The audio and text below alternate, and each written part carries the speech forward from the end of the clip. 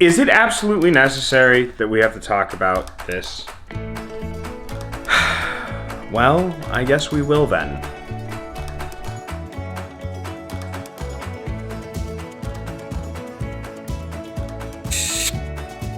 Hey, what's up you guys? Nick here. For those of you new to my channel, my name is Nick. I'm a professional photographer. I've been a professional photographer for the last 4 years, though I've had a camera in my hand for the last 16 as I started in high school as a film photographer, and that's going to play an important role going into this video.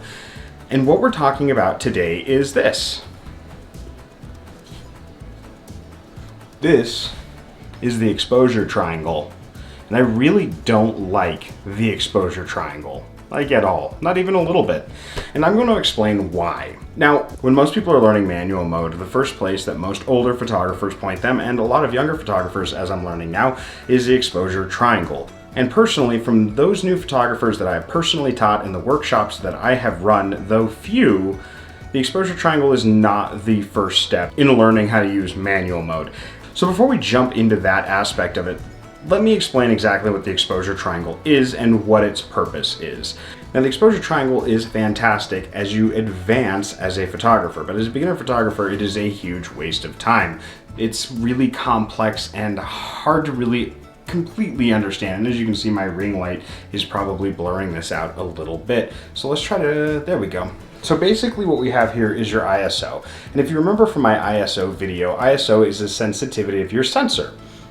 Your aperture, which I explained in the aperture video I did, and I will link all of these little videos down in the description below, but aperture is how wide open your shutter goes. So at f1.8, it's pretty much wide open. At f64, it's closed up pretty good, and I have a good YouTube short on that, which I will link right up there.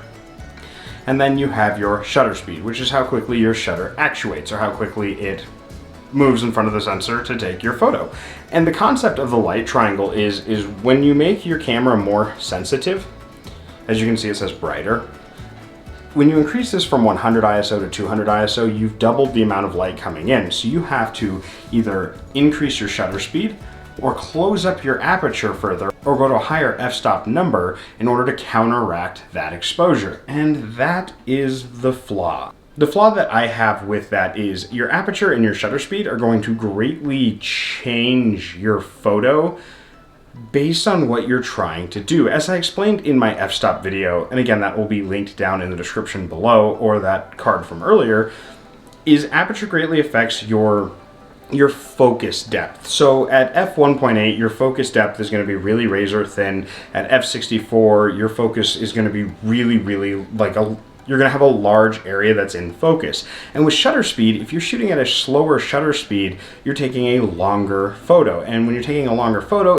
it's easier to get blur when there's movement. And those things really affect the kind of photo you're trying to take. So you might be asking yourself, Nick, how do you teach the usage of manual mode? And the way that I teach manual mode is I have the person that I'm teaching or in the workshop first and foremost identify the kind of photography they are doing. So if you're going out to take portrait photography, I do recommend using a wide open aperture or a really low f-stop number. And the reason for that is it will create that bokeh effect, or where things in the background are blurred out. And the reason for that is it'll make your model, your subject, or your client really pop out in the photo and bring the attention of the viewer to your subject, to your client, to your model. That's extremely important when you're doing portrait photography. So if you're using a wide open f-stop, so you're gonna have to adjust your shutter speed in order to get the correct exposure. Now I say adjust your shutter speed and not your ISO. And the reason I say that is the first thing I do when I'm teaching someone new to photography is I have them lock their ISO at 100 ISO. I'm not gonna take someone who's brand new to photography out to do night photography or to do dark indoor photography or anything along those lines. 100 ISO outside is absolutely perfect for almost everything we're working on. If I'm shooting in the studio, all my lights are set up for 100 ISO. So you lock in at 100 ISO. It's just like choosing a film. You have those 36 shots on 35mm film. They're all going to be the same ISO that you purchased. Generally, I shoot 100 ISO black and white film. So you lock in at 100 ISO. You want the model, the client, or the subject to pop out in the photo, and you want the background blurry, so you're going to use a wider aperture. In doing so, shutter speed now becomes your #1 priority in order to get a proper exposure. Now let's say you want to shoot landscapes. So I'm going to go out and teach someone how to shoot landscapes in manual mode. Again, we're locked in at 100 ISO. we're going to be shooting at probably up f11 to f16. That's a really sharp range with most consumer lenses.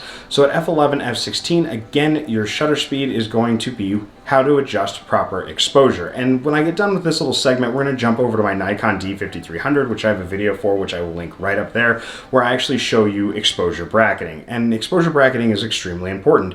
It's the little thing when you're looking through your viewfinder that's going to move back and forth to tell you whether or not you have a proper exposure. Watching that is more important, especially in the age of digital. Since we are in the age of digital, the exposure triangle as a beginner isn't quite as important. So that is my day one for teaching someone manual mode. I have them identify the kind of shoot we're doing. So if we're doing landscape, f11 to f16, shutter speed is used to control exposure. If we're doing portraiture, we're shooting at f1.8 to f3.4, again, using shutter speed for proper exposure.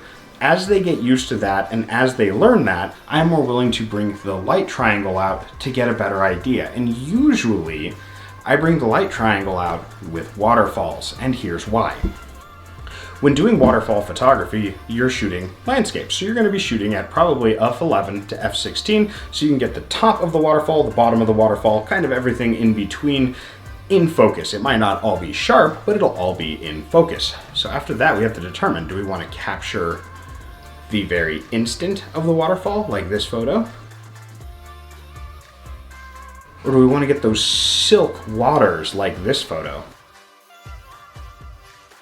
This is where knowing the exposure triangle kind of plays a role. Your aperture is set at f11, and we have to determine what kind of photo you want to take. If you want to take a slower photo, where you get that silky kind of movement, you're going to need a slower shutter speed. Well, if you slow that shutter speed too much, you're going to be overexposed at your f11. Now you can move it to f16 to compensate for that, or you can move your ISO further down, but most cameras actually don't go under 100 ISO, so you're going to have to play with your aperture to your shutter speed to get them where it's exposed correctly, but you're getting the photo that you want. Again, that's a little bit more advanced in thinking.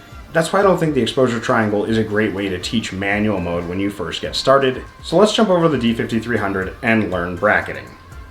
Once you have ISO set to 100, you need to figure out what kind of photos you're going to be taking. If you're doing portraits, I generally stick to f1.8 to f3.4, and that's because it creates that bokeh effect in the background. So at f1.8 or f3.2, and 1/3200th of a second, we're perfectly exposed.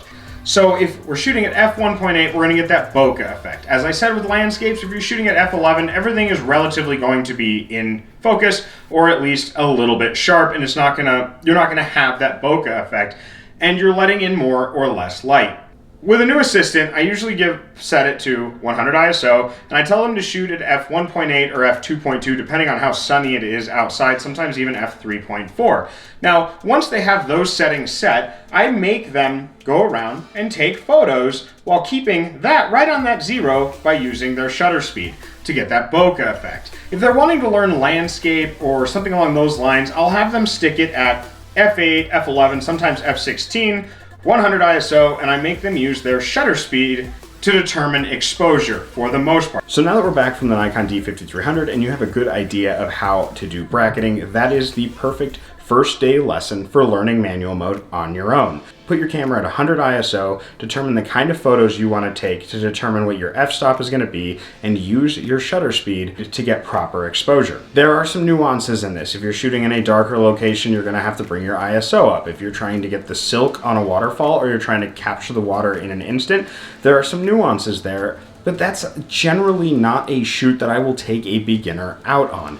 Usually I will meet with someone for 2 to 3 weeks before we're at a point where we're going to be changing ISO, or we're going to be messing with tripods to match our aperture and our shutter speed to get those exposures just right. So I want to thank you guys all again for jumping on this video. This is probably the 5th take of this video. I was pretty angry a couple of times when I did it. I ran some polls, and what I learned is a lot of photographers that are younger agree with me on the usage of the exposure triangle in the belief that it's a little bit obsolete, especially when teaching someone brand new to photography.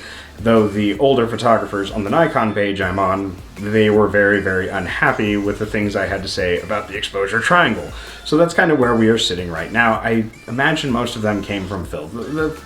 The exposure triangle is way more important in film because you can't look at your results, and it's way more important to know what your stops are, but so is a light meter, and I don't know very many people with a light meter anymore. I have one, but I still shoot film and tintypes. I will link my video to tintypes up there because we have a series coming out on those. So I want to thank you guys again so much for joining me on this journey. I want to thank you guys again so much for checking out the sponsored video I had on the Senso pods. I'm going to link that one right up there if you guys haven't seen it yet.